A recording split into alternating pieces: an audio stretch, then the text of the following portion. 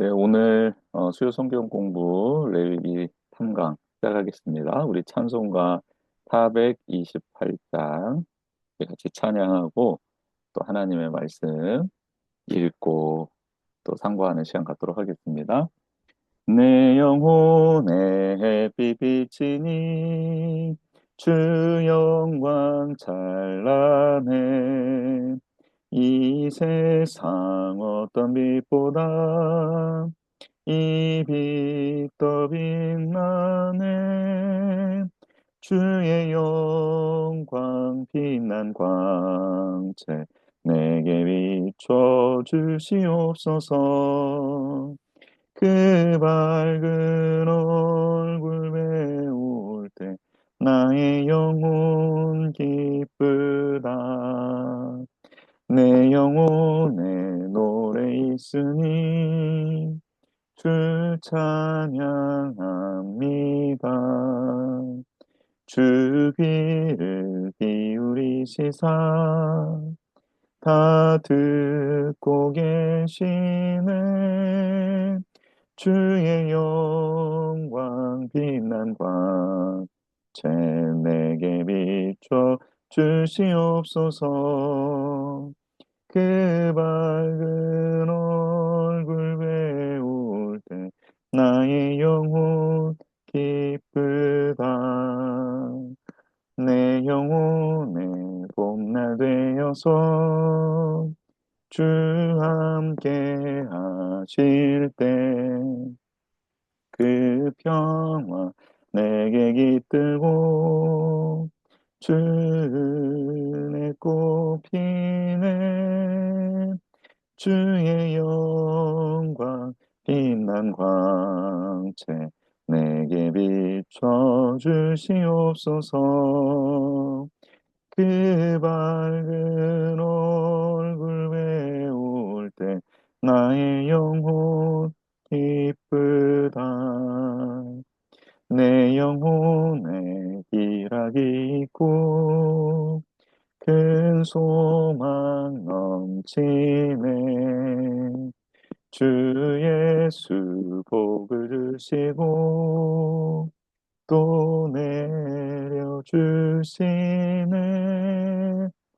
주의 영광 빛난 광채 내게 비춰 주시옵소서 그 밝은 얼굴 배울 때 나의 영혼 기쁘다. 아멘. 기도하겠습니다. 하나님 우리의 영혼에 생명의 빛이 영광의 빛이 필요합니다. 그 빛을 비춰 주시옵소서. 우리 가운데 사랑으로 또 말씀의 역사로 또 하나님의 친히 도우시는 손길로 붙들어 주시며 인도해 주시는 하나님을 찬양하며 높여드립니다. 하나님 없이는 살 수 없고 또 하나님께 영광 올려드리는 것이 우리 인생의 목적임을 잊지 않고 살아가는 우리 모두가 될 수 있도록 도와주시옵소서.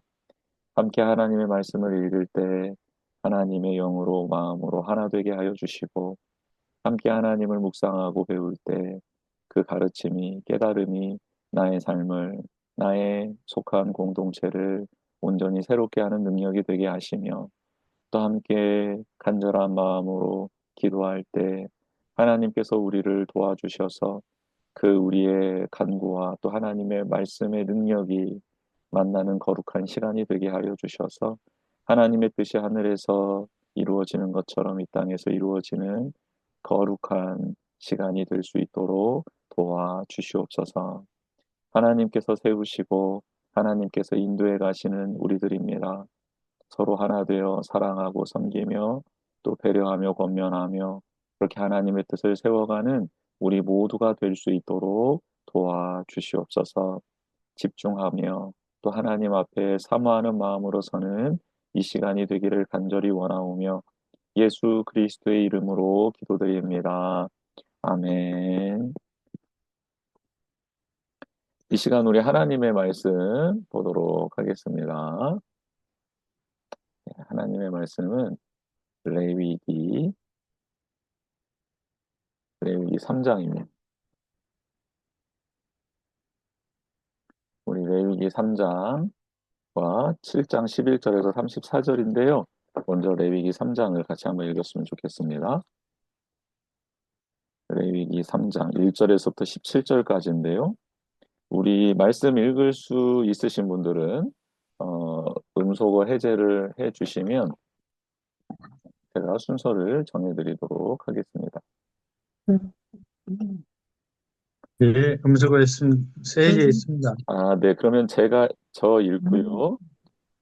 저 읽고, 그 다음에 서광석 집사님, 그리고 변은난 집사님, 전은난 집사님, 그리고 박성은 집사님, 신은경 집사님, 유호정 집사님 순서대로 하겠습니다. 이렇게 제가 먼저 읽고 서광석 집사님, 전은난 집사님, 박성은 집사님, 신은경 집사님, 유호정 집사님 순서입니다. 읽겠습니다. 사람이 만일 화목제의 제물을 예물로 드리되 소로 드리려면 수컷이나 암컷이나 흠없는 것으로 여호와 앞에 드릴지니 그 예물의 머리에 안수하고 희망문에서 잡을 것이요 아론의 자손 제사장들은 그 피를 제단의 사방에 뿌릴 것이며 그는 또 그 화목제의 제물 중에 제물 중에서 여호와께 화제를 드릴지니 곧 내장에 덮인 기름과 내장에 붙은 모든 기름과 두 콩팥과 그 위에 기름 곧 허리 쪽에 있는 것과 간에 덮인 커플을 콩팥과 함께 떼어낼 것이요. 아론의 자손은 그것을 제단 위에 불 위에 있는 나무 위에 번제물 위에서 살을지니 이는 화제라 여호와께 향기로운 냄새니라.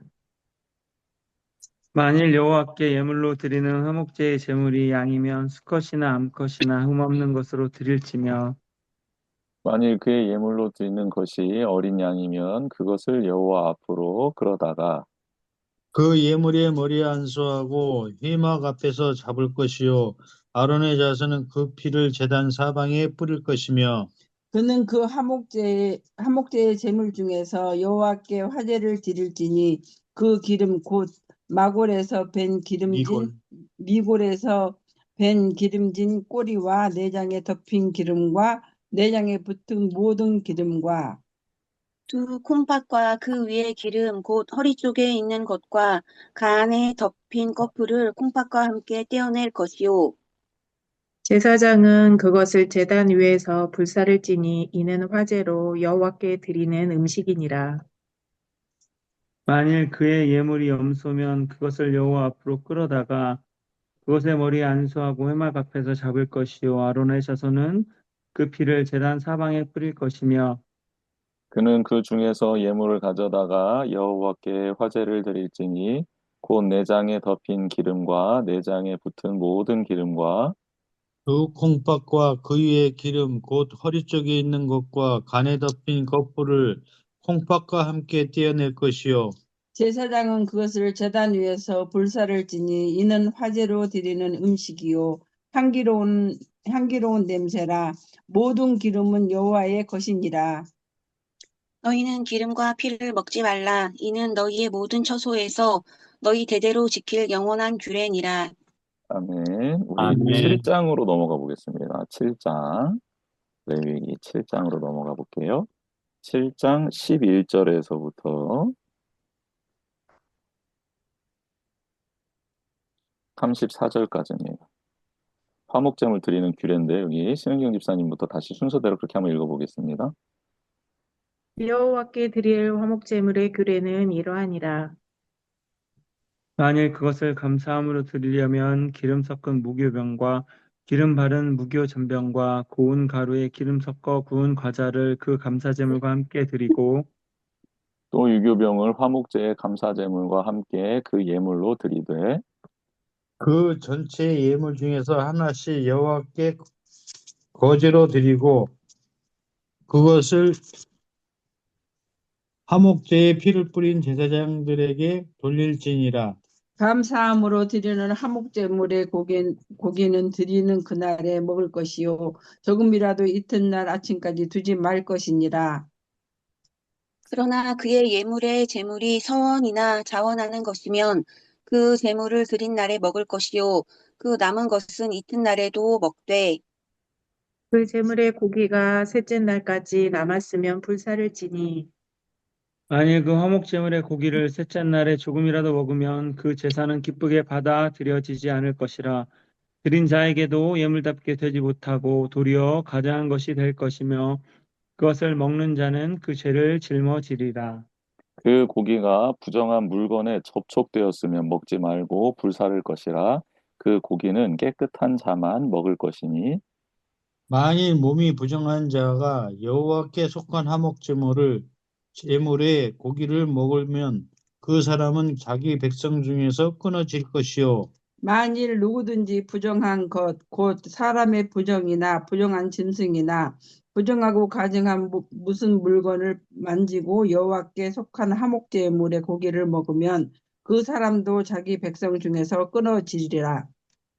여호와께서 모세에게 말씀하여 이르시되 이스라엘 자손에게 말하여 이르라. 너희는 소나 양이나 염소의 기름을 먹지 말 것이요 스스로 죽은 것의 기름이나 짐승에게 찢긴 것의 기름은 다른 데로 쓰려니와 결탄코 먹지는 말지니라.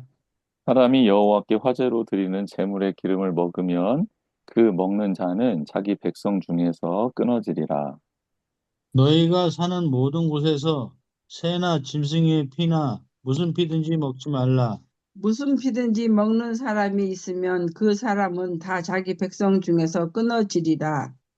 여호와께서 모세에게 말씀하여 이르시되 이스라엘 자손에게 말하여 이르라. 화목 제물을 여호와께 드리려는 자는 그 화목 제물 중에서 그의 예물을 여호와께 가져오되 여호와의 화제물은 그 사람이 자기 손으로 가져올지니 곧 그 제물의 기름과 가슴을 가져올 것이요 제사장은 그 가슴을 여호와 앞에 흔들어 유제를 삼고 그 기름을 제단 위에서 불사를 것이며 가슴은 아론과 그의 자손에게 돌릴 것이며 또 너희는 그 화목 제물의 오른쪽 뒷다리를 제사장에게 주어 거제를 삼을지니 아론의 자손 중에서 화목제물의 피와 기름을 드리는 자는 그 오른쪽 뒷다리를 자기의 소득으로 삼을 것이니라.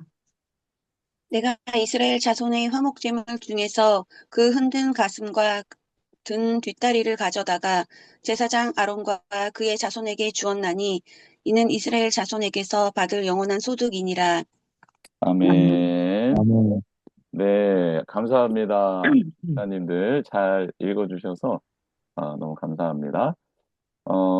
오늘 이 성경 말씀 읽은 것 중에 화제라는 용어가 나오죠. 화제는 불로 이렇게 태워서 드리는 제사를 화제라고 합니다. 그러니까 이제 우리가 제사법 중에서 번제단 위에서 불사를 지니라라고 말씀해 주셨던 제사 방법 있잖아요. 그러니까 이거는 제사의 종류가 아니라 제사 방법인 거죠. 화제는 불화자를 써서 태워드리는 제사를 화제라고 하고 나오는 거제라고 있는데 거제는 이렇게 드는 겁니다. 이렇게 하늘 위로 올리는 거예요. 그 제물을 이렇게 올려드리는 거예요. 그러니까 하나님께 요것은 이렇게 하나님께 바칩니다라고 태워드리는 게 아니라 손으로 올리는 거예요. 올리면 요 거제 항목 중에 이렇게 올려드린 것은 제사장의 몫으로 가는 겁니다. 그러니까 하나님께서 받아주십시오라고 한 거고 하나님은 그걸 받아서 기업이 없는 제사장들에게 주는 거죠. 요제는 뭐냐면 흔든다고 하는데 근데 이제 성서 신학자들은 이 요제가 이렇게 재물을 들고 막 앞뒤로 흔든다 이런 개념은 아니고요.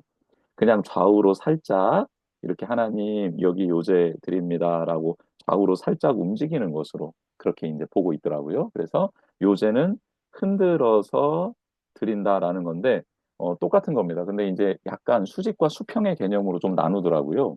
신학자들 관점에서 봤을 때 거제는 들어서 수직으로 하나님께 올려드린다고 하고 요새는 좌우로 약간 수평으로 그래서 그런 어떤 의미를 좀 담고 있다라고 이렇게 보더라고요. 그래서 아무튼 요제와 거제도 제사를 드리는 방법에 관련된 거라 그래서 이렇게 높이 들어 올리느냐 아니면 약간 흔드느냐 이런 방법적인 차이점이 있다라고 그렇게 생각하고 계시고 그 화제, 거제, 요새에 대해서도 잠깐 이렇게 알고 있으면 좋겠다라는 생각이 듭니다. 오늘 우리 교재 내용 한번 살펴보도록 하겠습니다. 네, 오늘 이제 화목제에 대해서 배우는데요. 화목에 해당하는 히브리어가 쉘라밈입니다. 쉘라밈. 근데 쉘렘의 복수형이에요. 밈이 복수를 뜻하는 거거든요. 그러니까 뭐 영어로 따지면은 s가 붙은 거죠. 근데 밈이라는 게 붙으면 복수형이 된 건데요. 그러면 쉘렘은 뜻이 뭐냐? 완전하다, 온전하다, 건강하다라는 뜻이에요. 그런 살렘에서부터 파생된 것으로서 평안과 번영을 뜻하는 겁니다. 평안과 번영. 즉, 하나님께서 주신 평안, 하나님께서 주신 번영에 감사드립니다 하면서 드리는 제사가 바로 화목제다라는 것이죠. 그리고 또 한 가지는 평화와 화목이라는 뜻의 샬롬이라는 단어를 알고 계시죠. 히브리어 샬롬. 근데 이 샬롬과도 이 샬라밈이 연결돼 있다라고 보기도 합니다. 그래서 샬롬의 복수형으로 샬라밈이라고 해서 평화, 화목의 제사로도 그렇게 이해할 수 있습니다. 그래서 화목제는 하나님의 이 관계 속에서 하나님의 이 은총의 관계 속에서 제 안에 평안이 임하고 제 안에 번영이 임합니다. 하나님 너무 감사를 드립니다. 라고 드리는 화목제는 감사의 그 마음이 이렇게 많이 담겨져 있는 제사다라고 보면 되겠습니다. 좀 더 자세히 살펴보면요. 우리 앞서서 번제를 배웠죠. 그리고 소제를 배웠습니다. 번제는 나의 모든 것을 드립니다라는 전적인 헌신이라고 말씀을 드렸고, 소제는 뭐죠? 그 곡식을 곱게 빻아서 하나님 앞에 드리는 거라고 했잖아요. 그리고 모든 백성들이 다 또 소제를 드릴 수 있도록 하나님이 특별히 배려를 하셨다라고 했죠. 그래서 소제는 하나님, 제가 하나님의 그 신실한 언약 안에서 저의 충성을 하나님께 올려드립니다. 저도 신실한 하나님의 자녀가 되길 원합니다. 라고 드리는 의미가 소제라고 했고, 그래서 이 번제와 소제와 더불어서 화목제는 무엇인가 봤더니 자원제라고 했습니다. 자원제. 스스로 원해서 하나님이 의무로 드려라가 아니라 제가 하나님 저의 전 삶을 하나님 앞에 전적으로 내어드리고 싶습니다. 라고 자원하는 마음이 생기면 번제.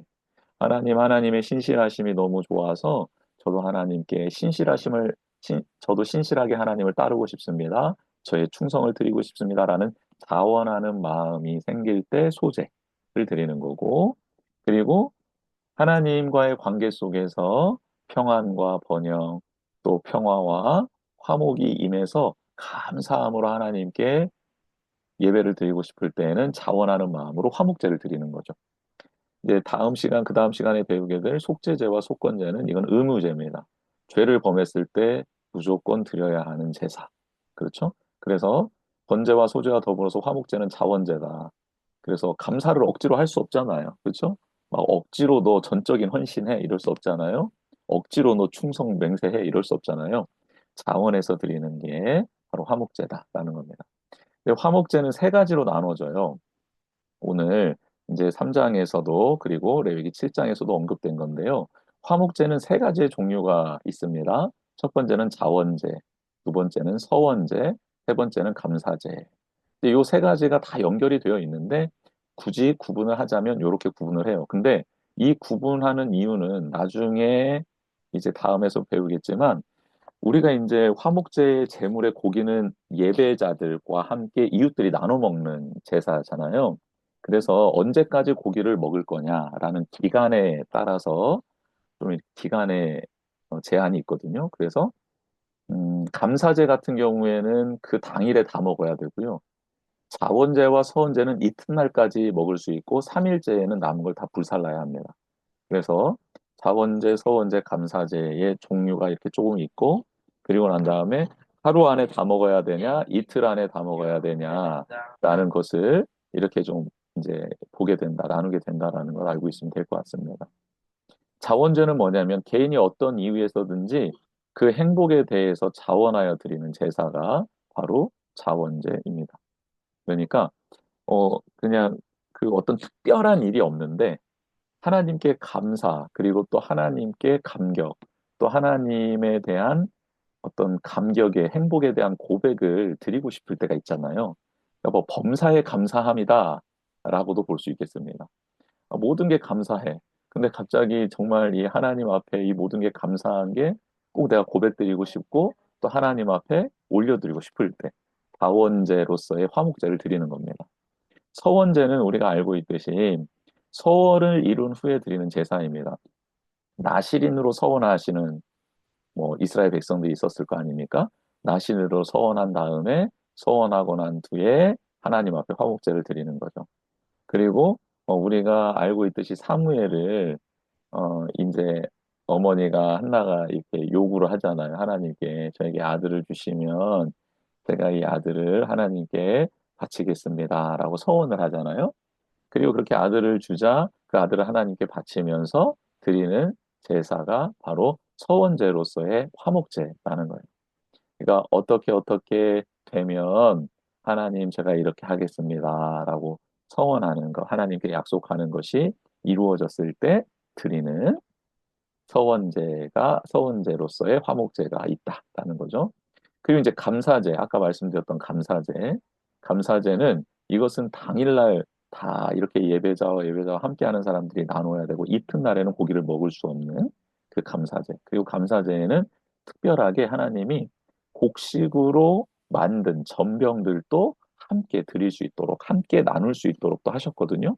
그러니까 자원제와 서원제는 고기만 나누는 거고, 감사제는 고기와 곡식을 같이 나누는 거죠. 근데 감사제는 어떨 때 드리는 건가? 특정한 경험을 한 후에 드리는 제사예요. 그러니까 범사에 감사한 게 아니라 정말 특별하게 내 마음 가운데 새겨지는 혹은 잊지 못할 그리고 거룩한 흔적으로서의 하나님께서 주신 은총을 누렸을 때, 그렇죠? 그때 하나님께 올려드리는 제사가 감사제로서의 화목제인 거죠. 그러고 보면 이제 우리가 드리는 예물 중에 전적인 헌신이다라고 했을 때에는 그게 어 주정의 그게 11조의 예물이 전적인 번제에 또 충성에 관련된 소재에 해당되는 게 그 11조에 관련된 예물이랑 조금 비슷한 것 같아요. 예물로 따지면. 그리고 자원제, 범사에 감사함으로 드리는 이 자원제는 주정의 예물이 조금 가깝지 않을까라는 생각이 들고 특별 그 목적으로 드리는 어떤 헌금들 있잖아요. 특별한 목적으로 드리는 헌금들은 좀 서원제에 가깝지 않을까. 하나님 이런 제게 하나님의 마음에 감동을 주셔서 특별하게 이렇게 무언가를 드립니다라고 이렇게 서원하는 하나님 제가 이번에는 뭐 우리 어, 힘든 이웃을 위해 혹은 또 뭐 우리 또 누구를 위해 이렇게 드리겠습니다라고 하면서 어떤 서원을 하면서 드리는 거, 목적을 향해 드리는 거일 것 같고, 이 감사제는 우리 감사헌금 있잖아요. 특별하게 감사헌금을 집어 넣어서 드리는 그런 어떤 감사의 제목이 담겨져 있는 그런 헌금이 또 여기에 해당되지 않을까라고 좀 이렇게 생각해 봤는데, 아무튼 이런 헌금들의 종류도 요 감사 화목제와 번제와 소제에 요렇게 다 담겨져 있는 것 같아요. 왜냐하면 헌금이라는 것은 하나님이 자원하여 드리라고 했잖아요. 자원하는 마음으로 드리는 거가 헌금이다, 예물이다 말씀해 주셨잖아요. 그래서 그 우리가 주일에 드리는 예물들은 번제와 소제와 화목제 안에 다 담겨져 있는 것 같아요. 그걸 한번 생각해 볼 수 있었으면 좋겠습니다. 자원함이나 서원을 이룬 경우, 그렇죠? 아까 말씀드렸죠? 범사에 감사함이나 아니면 서원에서 그 서원이 이루어진 경우 그 고기는 이튿날까지도 먹을 수 있어요. 그러니까 이틀째까지 첫째 날, 그 다음 날까지 먹을 수 있습니다. 그런데 감사제의 경우에는 드린 날, 그 첫날에만 다 먹을 수 있어요. 이틀째가 되면 남은 것은 모두 불살라야 합니다. 이게 이제 오늘 레위기 7장에서 읽었던 내용인데 왜 자원하고 서원한 거는 이튿날까지, 그리고 감사한 것은 첫째 날만이라고 했을 때 어떤 신학적으로 딱 밝혀진 건 없고 일단 하나님께서 이렇게 정해 놓았다라고 하는데 나중에 감사제에 먹는 것 중에 감사제에 하나님 앞에 드리는 곡물 중에 함께 먹어도 되는 것 중에 유교병이 들어갑니다. 유교병. 그러니까 유교병은 뭐죠? 누룩이 들어간 떡이잖아요. 그러니까 본래는 하나님 앞에 소제로 드릴 때 반드시 빠져야 될 게 뭐라고 그랬죠? 곡식을 갈아서 하나님 앞에 드릴 때 혹은 곡식을 요리해서 하나님 앞에 드릴 때 빠져야 될 것 두 가지가 있다고 했습니다. 지난 시간 기억나십니까? 네, 첫 번째는 누룩이었고 두 번째는 꿀이었죠. 이 두 가지를 빼고 하나님께 드리라고 했단 말이에요. 근데 이 화목제에서 감사제는요, 이제 서로 나누는 거잖아요. 나누는 거. 그러니까 하나님 앞에 고기를 드리는, 그러니까 가축을 잡아서 드리는 게 화목제인 거고, 화목제에서 같이 나눌 수 있는 곡물 중에 감사제로서 나눌 목록이 있는데, 그 목록 안에 들어가는 게 유교병이 하나가 포함이 돼요. 그래서 저는, 그것과 연결해서 이따가 한번 좀 왜 감사제는 왜 하루 안에 다 먹어야 되나, 이 모든 거를. 그것도 한번 좀 나눠봤으면 좋겠다라는 생각이 듭니다. 아무튼 그거 한번 생각해 놓으시고 다음으로 한번 넘어가 보겠습니다. 화목제, 이제 화목제의 절차가 있겠죠. 어떻게 드리는지.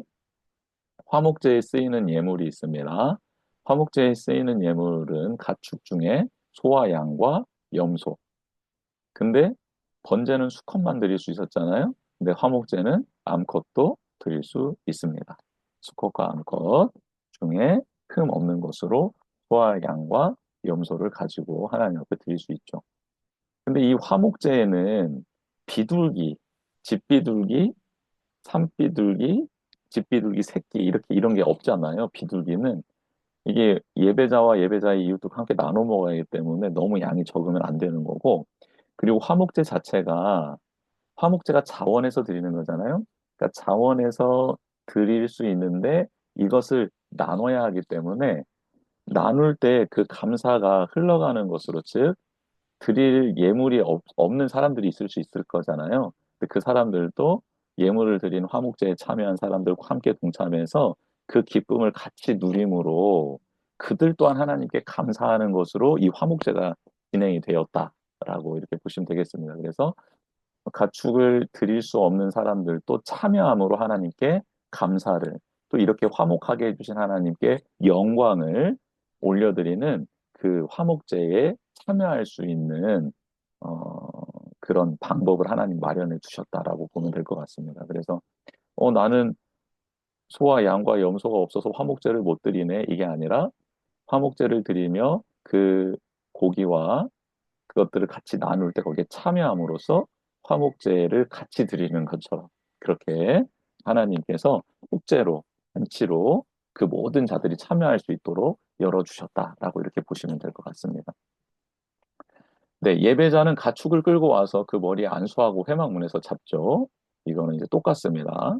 자원하는 제사든 의무제든 다 똑같습니다. 제사장들은 그 가축의 피를 받아서 제단 사방에 뿌리죠. 이것도 똑같아요.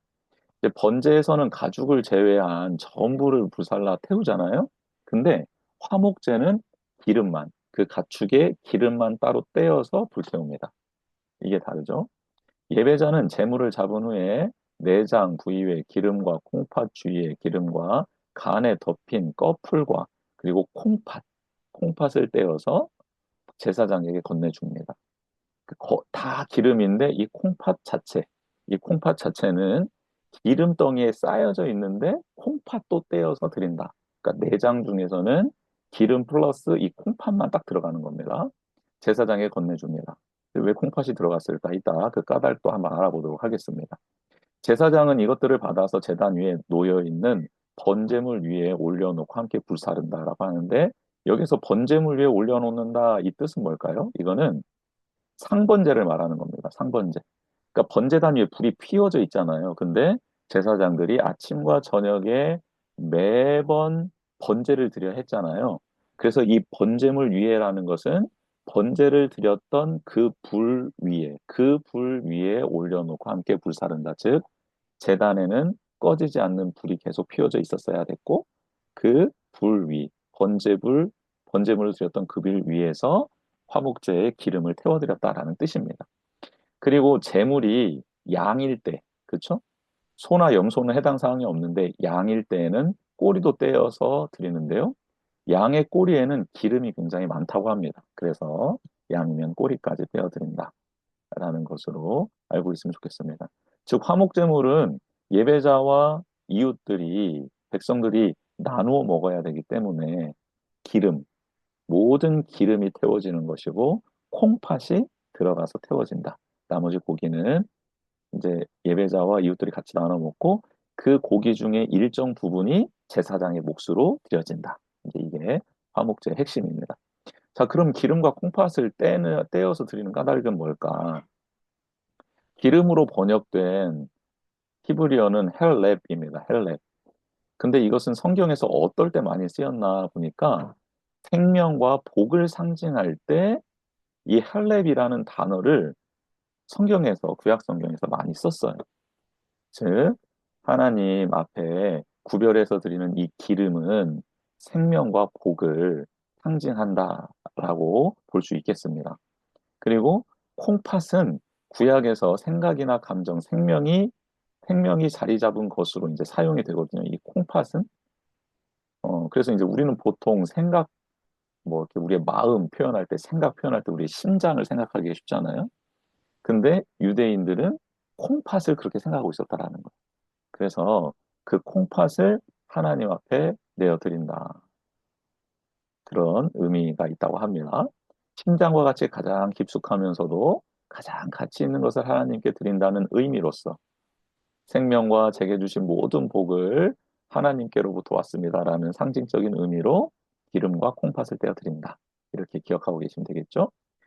그리고 아까 말씀드렸던 것처럼 이제 감사제를 드릴 때에는 가축만이 아니라 오늘 레위기 7장에서 읽었던 것처럼 이제 이 밀가루로 만든 빵도 함께 드리는데, 곡물을 갈아서 만든 빵도 함께 드리는데 기름 섞은 무교병과 기름 바른 무교전병, 그리고 고운 가루에 기름 섞어 구운 과자, 여기까지는 이해가 되죠?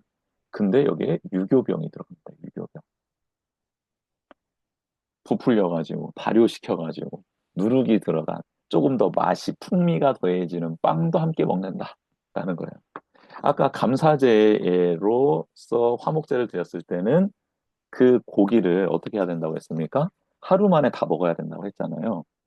근데 여기에서 신학자들은 이렇게 보더라고요. 뭐냐면 하나님 앞에 드리는 제물에는 누룩이 들어가서는 안 돼요. 그런데 하나님께서 베풀어 주신 잔치의 쌍에는 유교병이 들어가도 되는 거예요. 유교병.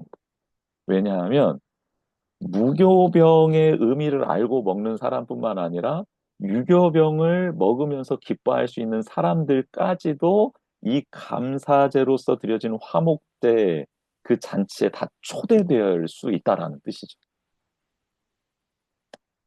조금 다른 말로 하면 뭘까요?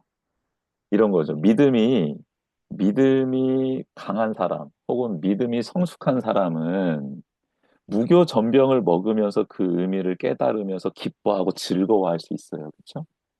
근데 믿음이 좀 연약하고 어린아이들 같은 경우에, 그리고 또 조금 좀 시험에 든 사람들일 경우에는 무교 전병을 먹으면서 잔치 기분이 나겠어요? 안 나겠어요? 안 나죠. 그런 사람들까지를 초대하라고. 그래서 이 감사제를 하나님께 올려드리라고 하나님께서 그런 믿음이 연약하고 실족한 사람들까지도 회복할 수 있는 잔치로서의 화목제를 드리라고 하나님이 초대해 주시면서 그들은 좀 풍미가 있는 빵을 좀 먹어야 되지 않겠니? 라고 하나님이 하나님의 은혜와 사랑의 폭을 확대시켜 주는 제사가 바로 감사제였다라는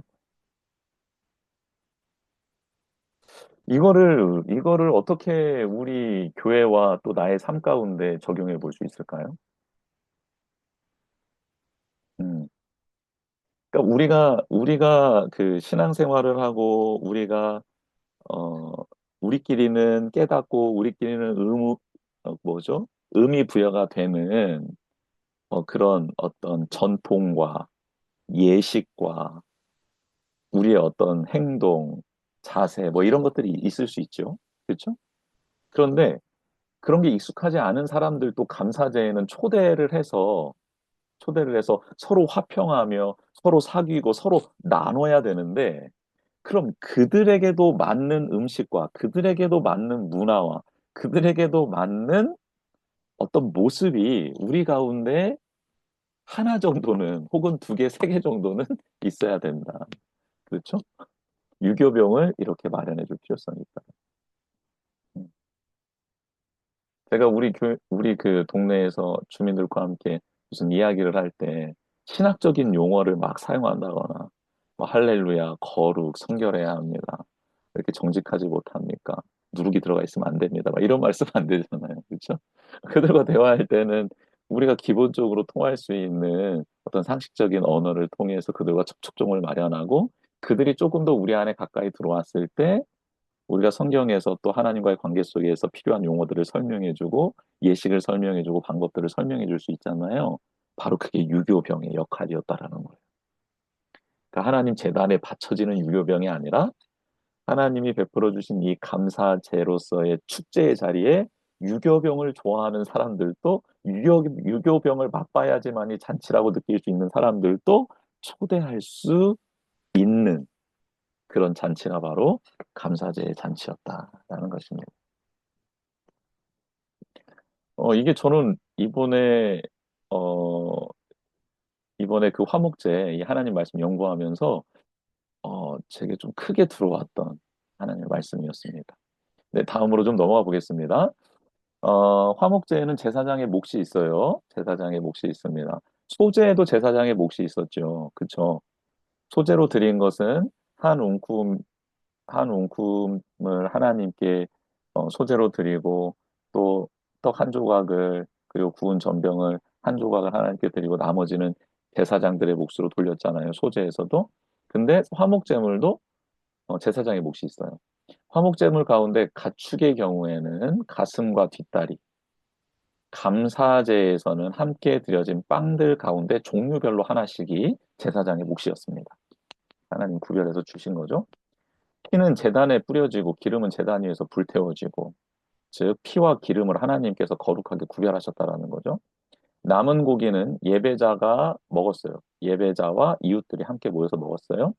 그래서 화목제는 하나님과 모든 이가 함께 기뻐하고 나누는 제사였다. 그렇죠. 하나님께 베풀으신 은혜에 감사해서 감사제를 올리고 자원제를 소원제를 올려드리는 거잖아요. 화목 하나님과의 이 평화, 하나님 주신 안정, 하나님께서 주신 번영 때문에 막 감격하고 있죠. 하나님도 기뻐하시겠죠. 야, 내가 준 거를 너는 기억하고 나한테 예배를 드리는구나. 하나님 기뻐하셨겠죠. 근데 그 기쁨을 하나님과의 관계 속에서만 이루는 게 아니라 그 기쁨을 모든 이들과 함께 나누는 거. 이게 바로 화목제라는 거예요. 부정한 사람은 이 고기를 먹을 수 없고요. 고기가 부정한 물건에 닿으면 먹지 않고 그 고기는 바로 불살라야 했습니다. 그러니까 이 화목제가 우리 그 출애굽기에서 그 우상 그 금송아지 만들고 막 그 버렸던 그 축제 있었잖아요. 이스라엘 백성이 난잡하게 금송아지 세워놓고 그 밑에서 자기들의 욕망과 욕구를 막 분출했던 그 잔치 자리를 한번 생각해 보세요. 그거랑 이 화목제에서의 잔치 자리는 완전히 구별되는 거겠죠. 왜냐하면 이 화목제는 나의 욕망을 푸는 자리가 아니라 하나님의 말씀, 또 하나님의 은혜, 하나님의 율법 안에서 정결하고 거룩한 잔치였다라는 거예요. 부정한 사람은 이 고기를 먹을 수 없었고 고기가 부정한 물건에 닿으면 고기를 불살라야 됐기 때문이에요.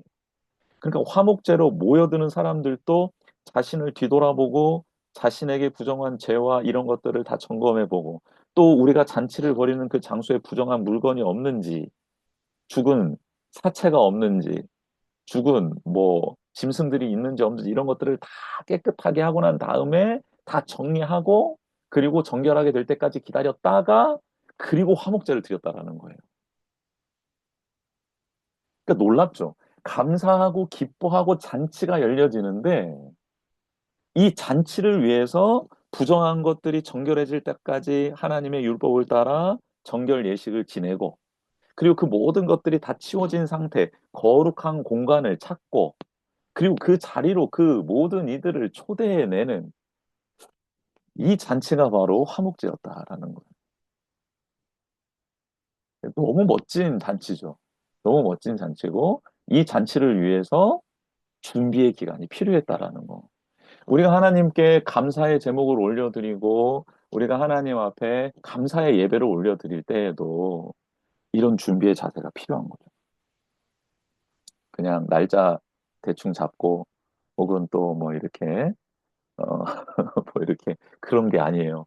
그런 게 아니에요. 굉장히 정성이 많이 들어가는 제사가 번제와 소제 못지않게 화목제도 정성이 굉장히 많이 들어가는 제사였다라는 걸 잊어서는 안 되는 거죠.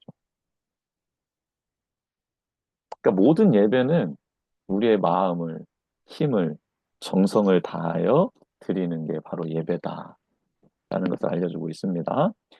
제사장의 몫을 하나님이 구별해 주시는데 왜 제사장의 몫을 구별해 주실까 하나님이 그걸 한번 알아보겠습니다. 화목제를 드리러 나온 예배자들의 예물을 먼저는 하나님이 받으시죠. 그렇죠? 피는 제단에 쏟고 그리고 기름은 다 태워서 드리고 그리고 난 다음에 우리 레위기 7장에서 읽었던 것처럼 그 고기의 가슴 부위와 뒷다리 부분을 거제와 요제로 올려드리면 그죠? 하나님이 받으시는 거죠. 그리고 그 받으신 것을 제사장에게 주시죠. 그러니까 이게 예배자들이 가지고 온 물건을 제사장이 바로 받는 게 아니라 예배자들이 가지고 온 예물을 하나님이 받으시는 거예요. 그리고 그 하나님이 제사장에게 주시는 거죠. 이게 원리입니다. 이게 원리예요. 교회에서 목회자들이 사례를 받죠. 근데 이게 성도들이 교역자들에게 직접, 목회자들에게 직접 주는 게 아니에요. 성도님들은 하나님께 예물을 드리는 거죠. 그리고 하나님께서 그 예물 중에 제사장의 몫으로, 아니, 그 목회자의 몫으로 사례를 주시는 거죠. 이게 하나님의 원리라는 거예요. 이게 하나님의 원리다. 그래서 성도님들은 하나님께 드리는 거고, 또 목회자들 또 하나님께 받는 거다라는 거. 이 개념이 정확하게 서야 되는 거예요. 하나님 중심으로 돌아가는 예배, 성막, 교회라는 것이죠. 그래서 그 받으신 거, 하나님이 받으신 것을 제사장의 몫으로 주시는 거죠. 제사가 존재하는 한, 하나님을 예배하는 자들이 있는 한, 제사장의 몫이 영원토록 있게 하셨다. 그럼 왜 그러셨을까요? 지성물로 구별되는 소제물과 속죄제물과 속건제물이 있습니다. 그렇죠? 이 소제물과 속죄제물과 속건제물에게 중에 제사장에게 돌려지는 몫이 있잖아요. 이것은 예배자들에게는 나누어지지 않아요. 오직 화목제에 드려진 고기와 곡물만 예배자와 이웃들이 같이 먹는 거고 소제물과 속죄제물과 속건제물에서 구별된 것은 거룩한 거기 때문에 지극히 거룩한 예물이기 때문에 일반 백성들이 먹으면 죽습니다. 제사장들도 하나님이 먹으라고 한 장소에서만 먹어야지 그렇지 않으면 죽습니다. 또 제사장들만 먹어야 되는 게 있고 제사장들의 가족들, 식구들이 먹어야 될 것들이 있었거든요. 그것도 구별하지 못하고 먹으면 죽습니다. 즉 소제물, 속죄제물, 속건제물은 지극히 거룩한 예물로서 구별되어져서 제사장의 몫으로 가는 거고 화목제물은 제사장의 몫도 있지만 예배자가 초대한 함께하는 모든 이웃들이 같이 먹는 거다. 라는 거죠. 그러니까 지성물 가운데 불사르지 아니한 부분도 제사장의 몫으로 주시는데 하나님 왜 이렇게 제사장 몫을 제사들마다 번제를 제외하고 제사들마다 조금씩 구별해서 제사장들의 몫으로 하나님이 구별해서 주셨을까? 그것은 아론 자손 제사장들이 이스라엘 가운데 기업이 없고 분깃이 없었기 때문입니다. 그러니까 땅도 없었고요. 성도 주지 않았어요, 하나님. 그러면서 그 성 안에서 성의 주인인 지파와 그 주민들이 집을 마련해 줘야 레위인들은 거기서 살 수 있었어요. 그러니까 하나님이 직접 주시지 않았죠. 그러니까 분깃도 없고 기업도 없는 거예요. 그래서 여호와 하나님이 그들의 뭐가 되는 거예요? 기업이고 분깃이 된다라고 민수기 18장 20절에 기록하고 있죠. 그래서 하나님이 직접 제사장들의 몫을 구별해서 챙겨주시는 겁니다. 자, 화목제의 의미가 있는데요. 신명기 27장 6절에서 7절에 보면 화목제의 의미가 조금 더 나와 있는데 그리고 신명기 12장 11절 12절에 나와 있는데 그 내용을 한번 보겠습니다. 하나님께 온전한 번제를 드린 후에 화목제를 드리고 그리고 그 고기를 나누어 먹으면서 즐거워하는 것이 화목제의 특징이다. 번제는 하나님의 전적인 헌신이죠. 그리고 난 다음에 화목제를 드리면서 하나님께 감사하며 그 고기를 나누어 먹고 즐거워하는 것이 화목제. 근데 거룩하게 부정한 것이 있으면 안 된다고 했습니다. 그 준비 과정이 굉장히 또 꼼꼼하게 오랜 기간 진행되어야 한다라고 말씀드렸죠.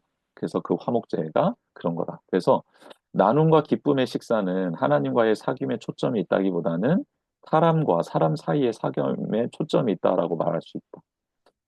그래서 이 화목제는 하나님과의 막 사귐과 요것도 뭐 이제 의미적으로는 있죠. 하나님께 감사의 고백이 들어가니까. 근데 하나님이 화목제를 주신 이유는 사람과 사람 사이의 사귐과 화해, 그 안에서의 화목이 조금 더 큰 비중을 차지하고 있다라고 보면 되는 거죠.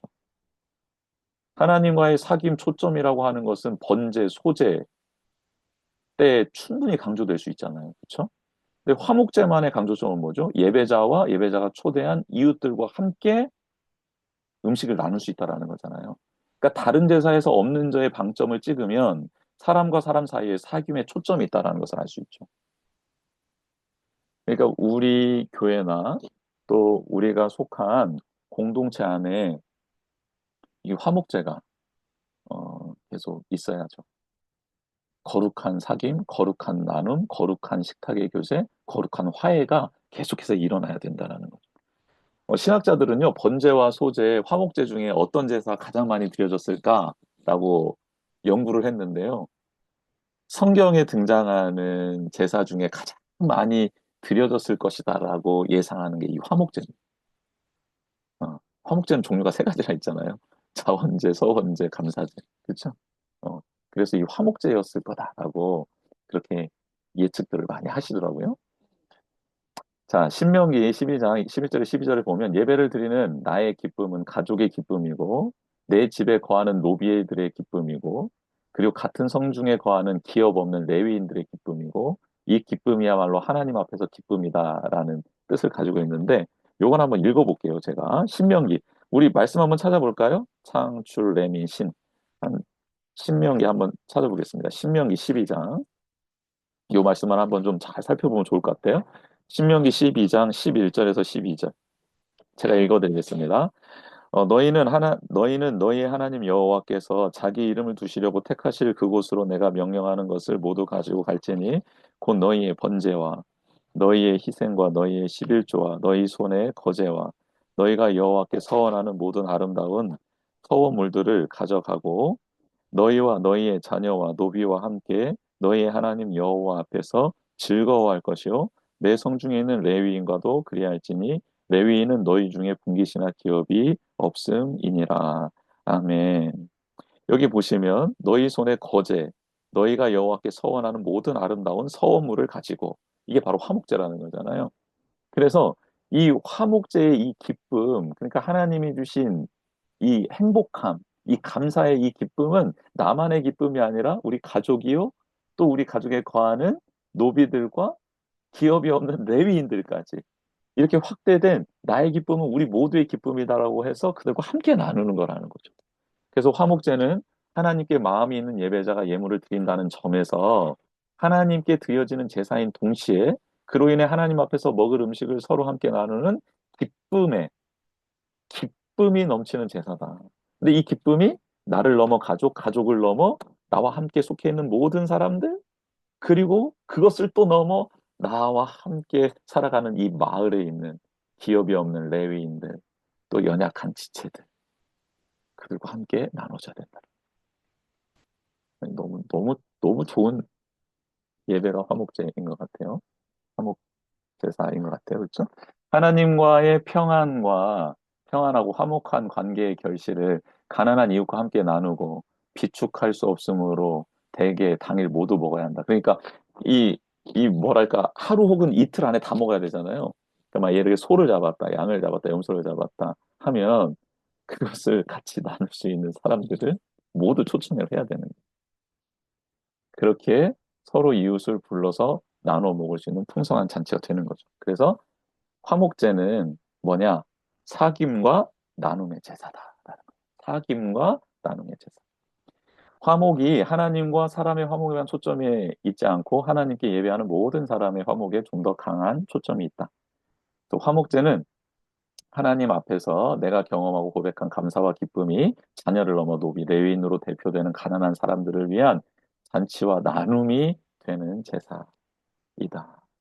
그래서 화목제를 통해 개인의 감사가 공공의 잔치로 확장되는 거예요. 화목제는 뭐냐면 나를 통해 우리 공동체가 하나님께 주신 그 은혜를 기뻐하고 감사할 수 있는 공공의 잔치로 확대되는 거죠. 그러니까 왜 교회가 세상의 소금과 빛으로 세상 가운데 있는 거잖아요. 그러니까 우리 교회는 예수 그리스도를 닮고 따라가는 건데 우리 교회는 화목 제사를 드리는 존재로서 세상 가운데 존재하는 거죠.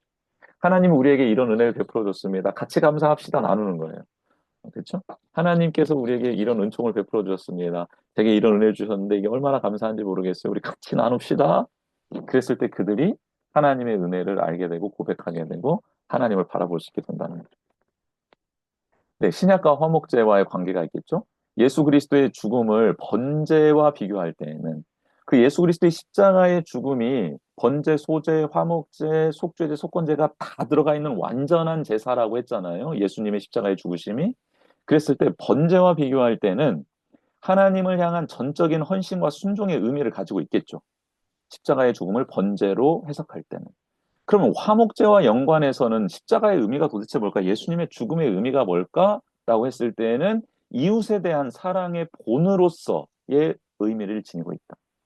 에베소서 5장 2절은 다른 사람을 위해 사랑으로 자신을 들이신 삶의 모범으로서 예수 그리스도의 죽으심을 보여주고 있거든요. 그러니까 예수 그리스도의 죽음이 뭐냐? 죄인을 사랑해서 자신을 드린 삶으로서 십자가를 해석하고 있다는 거예요. 즉 우리로 하여금 예수님의 사랑을 닮아가야 한다라는 거죠. 빌립보서 4장 18절에서는 바울은 빌립보 교회가 구제에 참여하는 것을 가르쳐서 뭐라고 하냐면 받으실 만한 향기로운 제물이 하나님을 기쁘시게 한 것이라고 칭찬을 합니다. 즉 구제, 나눔이 바로 예수님께서 우리에게 보여주신 십자가의 사랑이었다라는 거죠. 그리스도인은 예수님의 죽으심을 기념하며 우리를 위해 죽으신 것을 감사하는 것을 넘어서 자신을 향기로운 냄새의 제물로 드리도록 부름받은 사실을 기억하고 가난한 이웃을 위해 나눔을 실천해야 한다. 이제 김근주 교수님도 이 책에서 이 부분을 굉장히 강조를 하고 있어요. 근데 저도 이게 동의가 되고 맞다고 봅니다.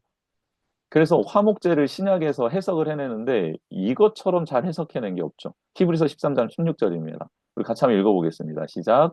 오직 선을 행함과 서로 나누어 주기를 잊지 말라. 하나님은 이 같은 제사를 기뻐하시느니라. 아멘. 이 같은 제사가 뭐예요? 화목제. 그렇죠? 선을 행함과 서로 나누어 주기를 잊지 않는 제사. 화목제죠. 화목제물이 되신 예수 그리스도라는 관점으로 한번 더 살펴보면 예수님의 죽음은 화목제의 의미를 담고 있어요. 그래서 5 제사 가운데 화목제만 예배자가 함께 제물을 먹을 수 있는 제사라고 했잖아요. 화목제만 예배자가 초대한 이웃들과 함께 제물을 먹을 수 있는 유일한 제사가 화목제다. 즉 예수님은 화목제물이 되셨다라는 뜻은 뭘까요?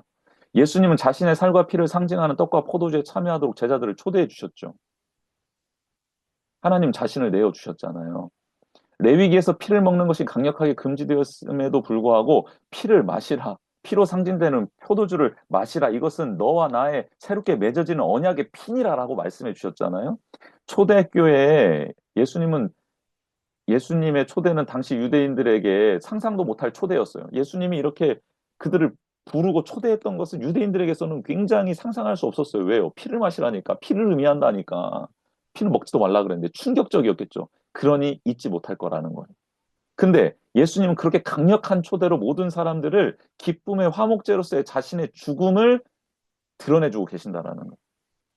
그래서 우리가 생각할 때 성마찬의 중심에는 성만찬의 중심, 우리 매월 첫째 주 이제 돌아오는 주일에도 하잖아요. 성만찬의 중심에는 주님께서 우리의 죄를 위하여 죽으셨다라는 것을 의미하는 것뿐만 아니라 내가 너희를 사랑한 것 같이 너희도 사랑하라는 이 새 언약도 그 중심에 있다라는 것을 잊지 말아야 된다라는 거예요.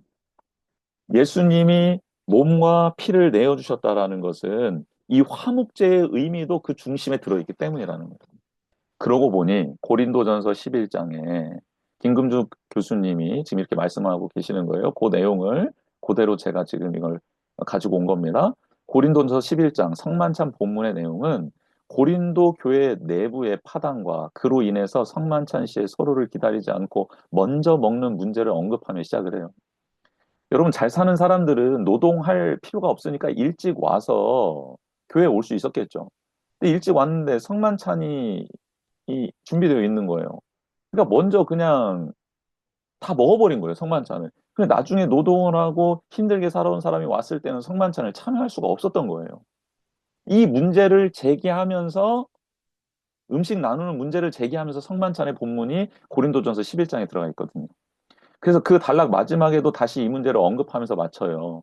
너희들은 왜 너희의 입장만 생각하고 형제들의 아픔과 형제들의 수고와 형제들의 눈물을 돌아보지 않니? 라고 고린도전서 11장에서 언급을 하거든요.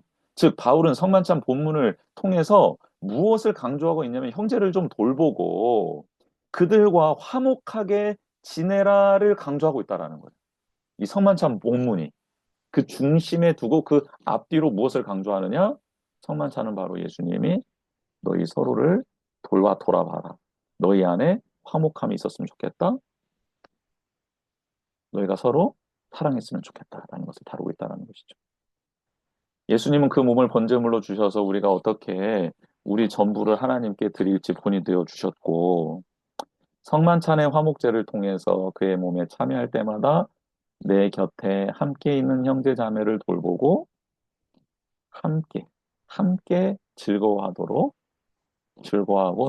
나누도록 그렇게 하셨다라는 겁니다. 네, 우리 화목제 예수님이 우리에게 허락해 주신 귀한 화목제를 좀 생각하시면서 우리 같이 기도하는 시간을 좀 가졌으면 좋겠습니다.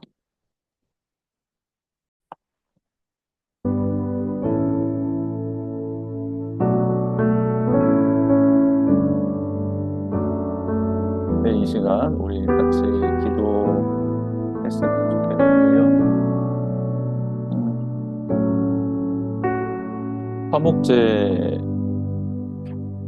화목 제물이 되신 예수님을 생각하면서 예수님이 이 땅에 오셔서 많은 죄인들과 또 부정하다고 일컬음을 받았던 사람들과 함께 식탁의 교제를 나누셨죠. 예수님은 그들에게 마음을 내어주셨고 삶을 내어주셨고 진리를 가르쳐 주셨고 먹을 것을 주셨고 배를 사해 주시면서 그들과 함께 나누셨습니다. 함께 식탁의 교제를 하셨죠. 천국 잔치를 여셨습니다.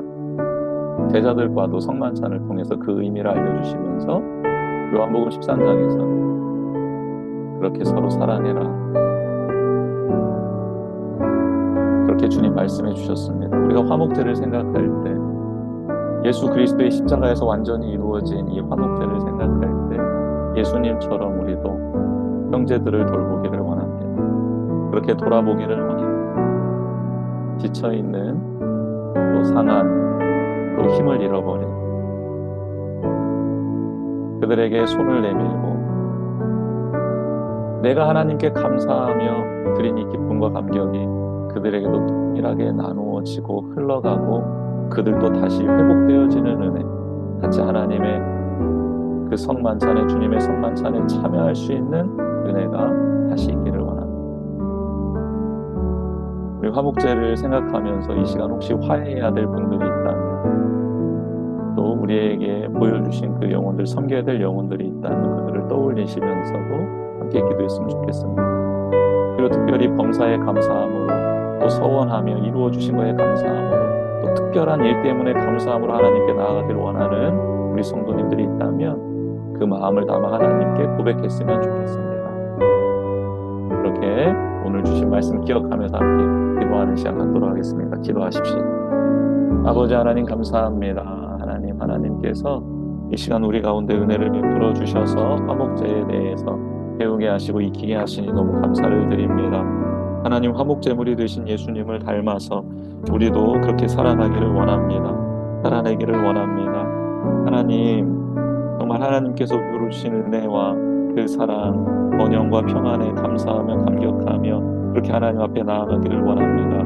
하나님, 범사에 감사함으로 또 제게 하나님께서 또 소원하게 하신 것들, 그래서 이루어 주신 것들에 대한 감사함으로, 그리고 또 특별한 일들과 또 특별한 제목들과 또 특별한 상황들 때문에 하나님께 구별하며 나아가기를 원합니다. 하나님 감사합니다. 하나님께 매일매일 또 이렇게 감사함으로 드려지는 우리의 예배가 있게 하여 주옵소서. 특별히 하나님이 화목제 안에서는 하나님 서로를 사랑하고 섬기고 돌보는, 그리고 나누는, 그래서 하나님이 우리에게 베풀어 주신 그 은혜가 나만의 것이 아니라 우리 공공의 것임을, 그런 잔치로 확대돼야 되는 것임을 알게 되었습니다. 하나님과의 이 관계 속에서 받은 은혜와 사랑이 우리 이웃과의 사귐과 나눔으로 흘러갈 수 있는 그런 거룩한 성전이 저희들이 될 수 있도록, 우리 교회가 될 수 있도록, 우리 가정과 기업이 될 수 있도록 도와주시옵소서.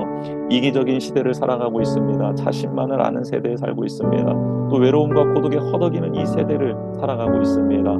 이때 꼭 필요한 것이 이 화목제의 하나님 의미이고 또 화목제를 드리는 예배자로서 우리의 자세인 것 같습니다. 하나님, 우리에게 은혜를 베풀어 주시고 기름 부어 주셔서 하나님의 뜻을 따라 은혜를 따라 나아가는 우리 모두가 될 수 있도록 도와주옵소서. 특별히 회복되어야 될 가족 관계가 있다면, 이웃과의 관계가 있다면, 교우들과의 관계가 있다면, 동료들과의 관계가 있다면 그들과 함께 다시 화해하며 평안하고 서로 사귐이 있고 나눔이 있고 하나님의 거룩함과 정결함 안에서 다시 한번 세워지는 은혜도 우리 가운데 있게 하여 주시옵소서. 주님 사랑합니다. 감사합니다. 높여드립니다. 이 시간에 한 번 더 기도하겠습니다. 우리 교회를 위해서, 가정을 위해서, 나라를 위해서 한 번 더 기도하겠습니다. 하나님, 우리 교회에 하나님이 기뻐하시는 교회, 또 예수님처럼 화목제물이 되신 예수님처럼 그렇게 화목해하는 직분 감당하는 그런 역할 감당하는 교회, 우리 가족 될 수 있도록, 그리고 이 나라 양분화되어 있고 갈등과 반목이 극도로 치닫고 있는 이 상황 속에서 이 나라를 긍휼히 여겨 주시옵시고 다시 한번 회복되고 봉합되고 다시 건강하고 아름답고 하나님의 뜻을 이루어드리는 나라로 세워질 수 있도록 도와주시옵소서라고 한 번 더 기도하는 시간 갖겠습니다. 기도하겠습니다. 하나님 아버지 감사합니다. 이 시간 교회를 위해 기도합니다. 하나님이 세워주신 귀한 교회, 사랑하는 귀한 목회자들, 또 사랑하는 귀한 임원들이, 또 사랑하는 귀한 됨지기와 사역지기들이, 리더십들이 세워져 있습니다. 하나님 은혜를 베풀어 주셔서 오늘 주신 이 의미와 이 사랑을 온전히 깨닫고 나아갈 수 있도록 도와주시고, 또 하나님 우리 사랑하는 교회의 모든 성도님들이 어린아이에서부터 노년에 이르기까지 사랑하는 귀한 영혼들이 하나님 예수 그리스도를 닮아가는 귀한 시간 될 수 있도록 도와주시기를 간절히 빌고 원합니다. 우리의 가정의 아픔이, 또 소원하는 기도 제목이, 또 하나님 앞에서의 꿈을 꾸며 비전 가운데 걸음걸음 내딛고 있습니다. 사랑하는 우리 귀한 성도님들의 가정의 삶을 붙드시고 그들의 자녀 손들을, 가정을, 기업을 붙들어 주시며 기도하며 준비하고 있는 일들, 또 하나님께서 주신 약속의 말씀을 붙들고 실험하고 있는 모든 내용들이 선하게 응답되어지고 또 하나님께 영광을 드리며 감사하며 나아갈 수 있는 은총의 귀한 가정들이 될 수 있도록 도와주시옵소서. 하나님 이 시간을 손으로, 치유의 손으로, 회복의 손으로 얹어 주옵소서. 하나님 보좌에서부터 흘러나오는 생명수가 사랑하는 가족들, 가정들에게 흘러들어갈 수 있도록, 기업에 흘러들어갈 수 있도록 도와주시고 하나님이 살려주시며 회복시켜주시는 은혜를 누리게 하옵소서. 이 나라 이 민족을 긍휼히 여겨 주옵소서. 중심을 잃었습니다. 하나님 이 나라 이 민족이 하나님 반토막 났습니다. 갈라졌습니다. 대립합니다. 갈등합니다. 반목합니다.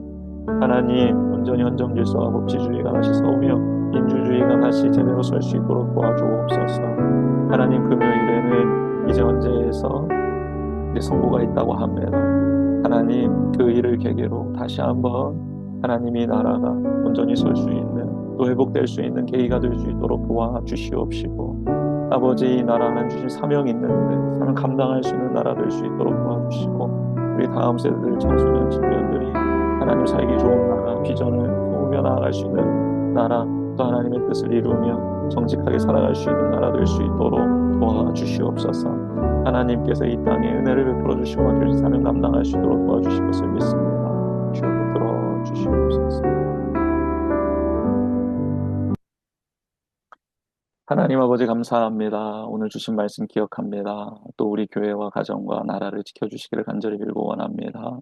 하나님께서 우리에게 자원하는 심령으로 드리는 화목제에 대해서 알려주셨는데, 우리 가운데 화목제를 드리는 자원하는 마음이 있게 하여 주시옵시고, 우리 개인의 감격과 감사를 넘어 공공의 감사와 기쁨으로 잔치로 확대되어지는 우리의 삶이, 우리의 교회가, 또 우리의 가정과 기업이 이 나라가 될 수 있도록 도와주시옵소서. 모든 영광 하나님께 올려드리며 예수님의 이름으로 기도드립니다. 아멘.